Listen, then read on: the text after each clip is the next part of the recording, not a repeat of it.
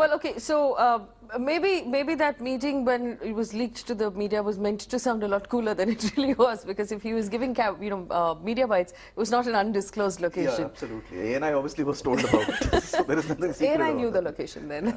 No, but I want to come back to the visual that we're looking at, and we saw the room being unlocked, like you said, which is part of procedure.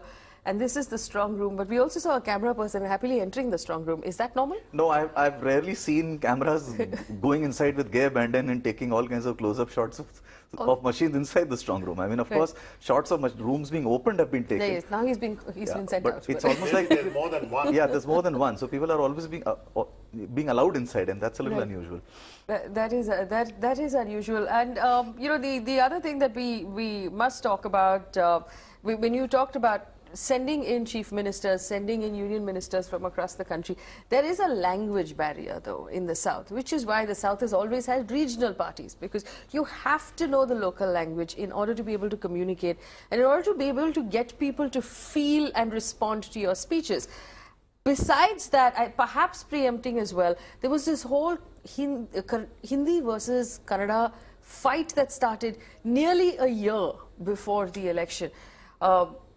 And to make matters worse, some of the translators didn't do a very good job through the course of this. Do you think that would matter?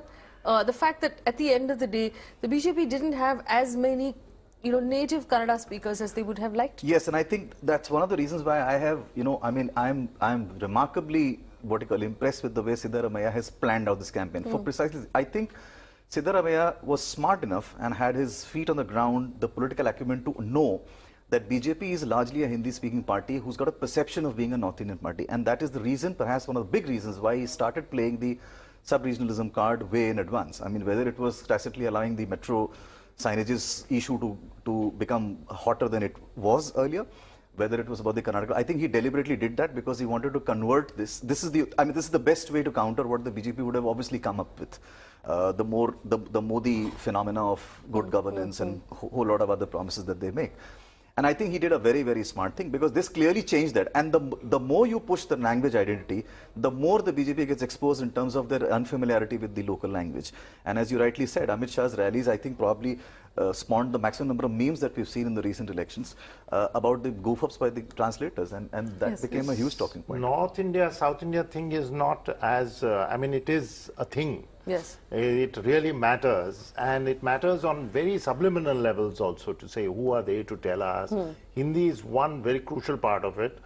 Karnataka has not suffered from that Hindi, anti-Hindi thing the way Tamil Nadu did some years ago, but it is important. Sub-regional Kannada identity, or a larger Kannada identity, is also very, very important part of the ethos of the place. You know, there have been writers and intellectuals who have said we need to be more Kannada and all that kind of thing.